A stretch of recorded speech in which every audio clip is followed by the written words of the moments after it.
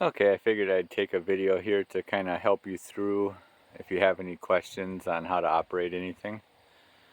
It might be a little sloppy because I'm trying to show you how to do some things one-handed. I don't have anybody here to film me, but we'll get through it. So here's the front of the trailer.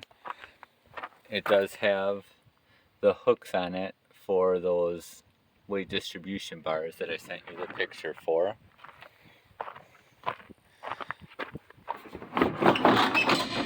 Just taking the cover of the propane off yet.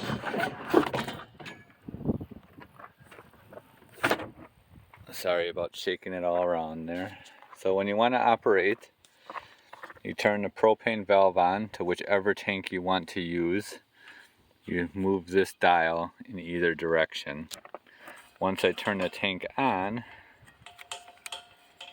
then I'll see this little indicator turn green here. That's how I know I have gas flow.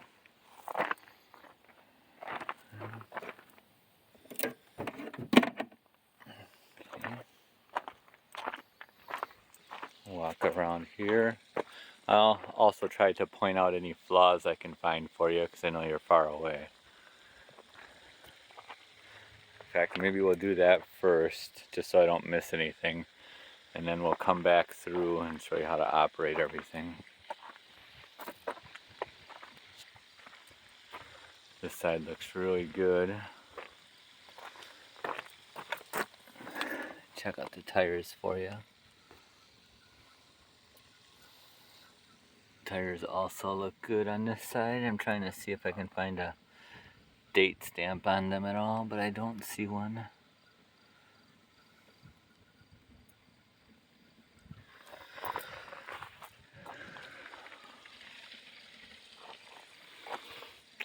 It's in storage here at my house, so it does get fairly muddy here. We have a hobby farm.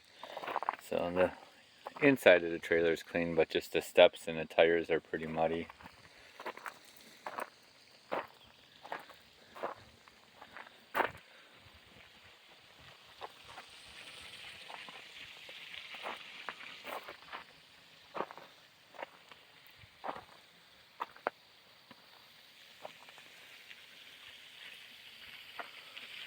You asked about those seals here. You can see these are the wiper seals here, and they are in great shape. I would imagine those are not original just because they're in such good condition.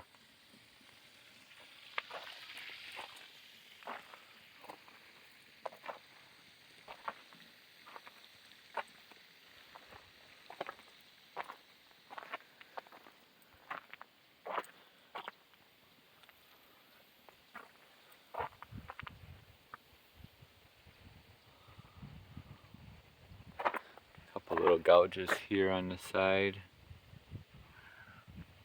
I don't really see anything on the exterior that's abnormal. Looks like the Eterna bond here has been replaced. Oh, maybe not. That might be factory still. I don't think so though. I think it's probably been replaced at some point. Here's the other seal. And it looks just as good as the other side. The caulking in here also looks really good.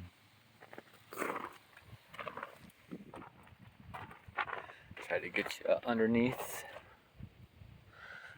It does have an enclosed belly, which is real nice to have for any kind of cold weather use.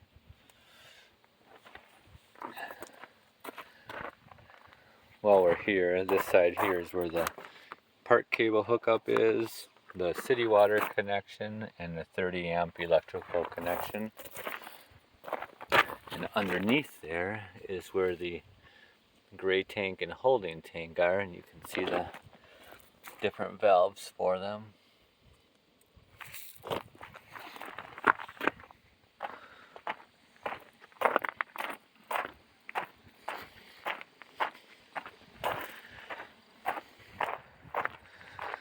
We'll head on inside.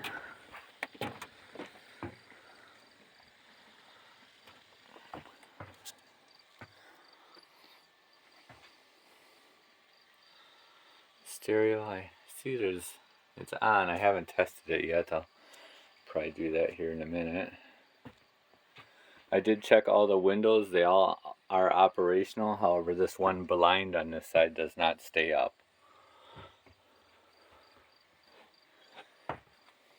This sofa here folds into a bed.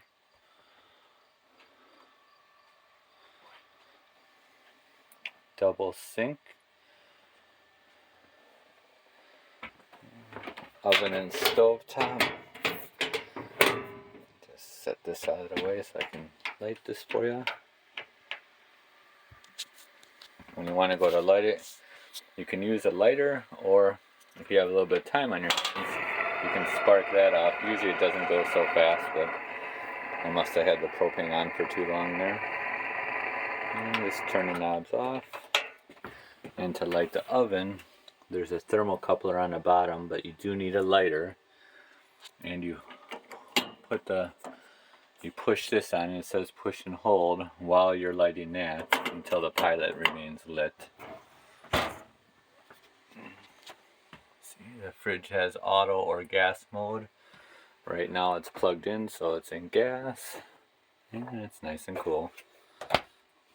Usually they take kind of a few hours to cool, but it's cooling pretty quick. I only plugged it in about maybe an hour or two ago, if that. Here's the operation for it's got a remote thermostat. These are a little confusing. I've had probably more questions on these than anything else over the years. So we put it to whatever mode we want. You see there I have it on furnace, arrow up, so it's just warmer than whatever the current temperature is in here. And then I'll hit the off timer here, get the timers kind of going. And then it will take oops, I can't see through the phone here if I did this right. I think I got it. It will take a minute for that fan to kick on. It's going through a series of tests right now. So we'll go and do this while we're looking, or while we're waiting. Bathroom here. Shower. Ceiling.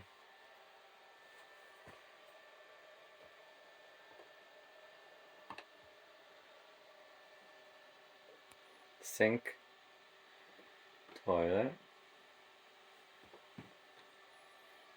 and then if I turn on the water pump, which is over here on the wall, we can test our water levels by pressing this button. It shows the freshwater tank has a third in it. That's from me filling it, and the holding and gray tanks are empty. Now that the water pump's on, I can just turn it on. That's the cold water. That's the hot water. If I want to turn on the water heater, this is the electric, I believe. I'll have to double check that. I'll turn it off for a minute so I can turn on the gas to show you how that works. We'll walk around to the outside. That way you can see that.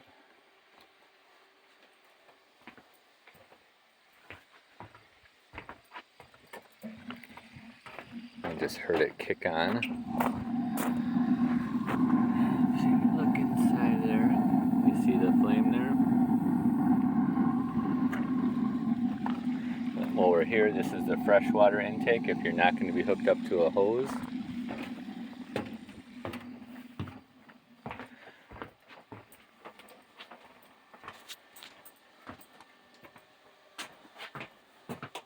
And we can turn this heater back off, and I'm going to turn that one back on. Toilet is a foot flush. Come over here. Generally for liquids I'll just flush it quick. For solids I'll hold the lever down for 10-15 seconds.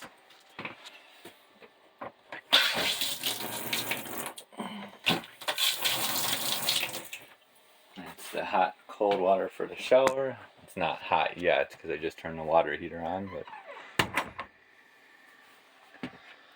storage on this side. And it comes down to your electrical panel. I'll show you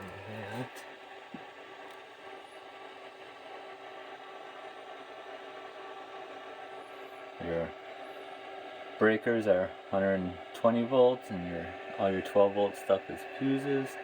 There's little lights next to them that will illuminate if a fuse goes out.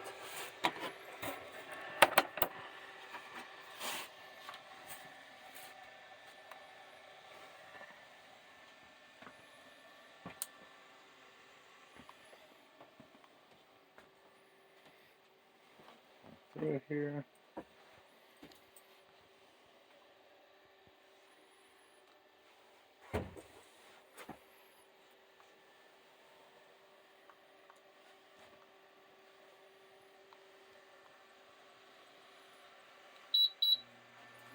Oh, set air conditioner. I have it set. Oh, I should show you that on here.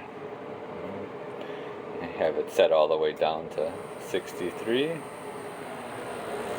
You can also, if your batteries were to ever go bad on a remote, you can also turn it on right there. And then you won't feel the cold air coming out here. This is a return. You'll feel the air when you get over by all the ductwork. It is ducted throughout.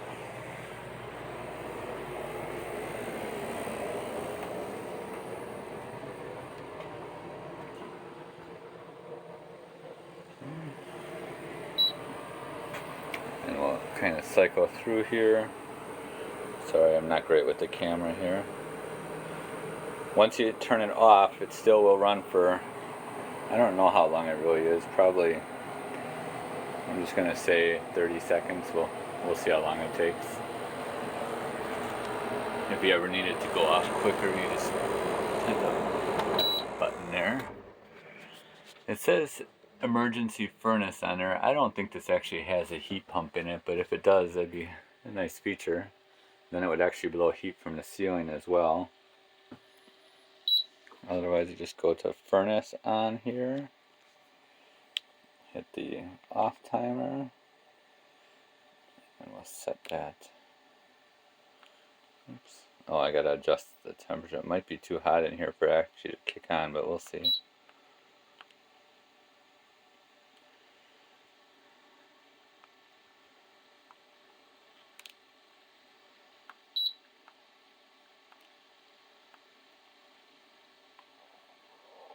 Shoot. I set the on timer. Let's see here. There we go. You just heard it kick. It'll take another minute or so before it gets warm. We'll go out and check that out. A vent here. Ceiling vent. Second door. There is quite a bit of storage underneath the bed that also accesses your outside points. Oh, up here is where that water leak was, right above here. You can't really see anything in here, but if I press on this right here, actually, yeah, right there, you can feel it's soft, and I can kind of feel right there if I press in. Now it's all good around there, but I think it must have come all the way down the wall, because right in the corner, somewhere around here, there's a little bit soft too. Yep, right here. There's a spot that's a little soft too. I'll take you up on the roof quick to show you where that was and where that was repaired.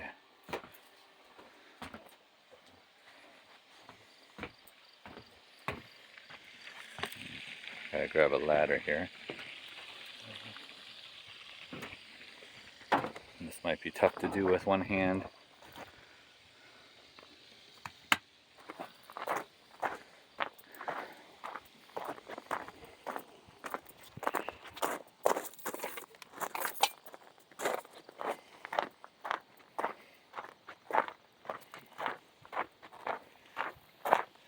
Sorry for the wobbly film here. I'm going to set the phone down for a second.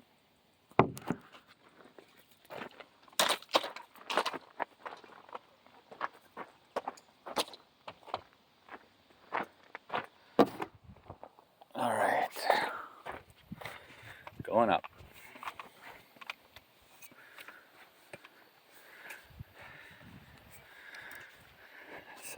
right here. I put a patch in, whatever this here. Scooped it up pretty good here. But they must have had a leak of some sort. I'm guessing something probably punctured it right there.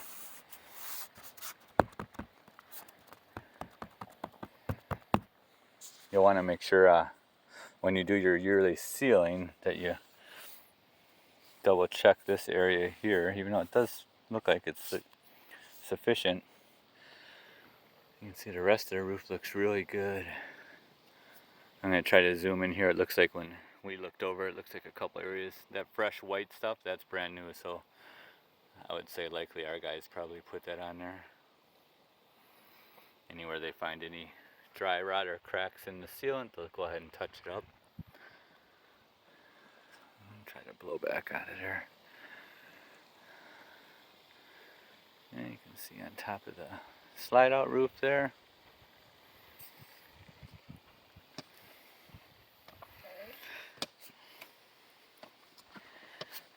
And I just wanted to check the tires on this side. I know the other side was fine, so they're probably all the same, but just to be sure. What I'm looking for here is dry rot, because that's the most popular problem with camper tires. It's not usually tread, because they don't get driven that much. It's usually just when the tire's sitting outside in the sun. These actually look good as well. Alright, I'll get this sent over to you.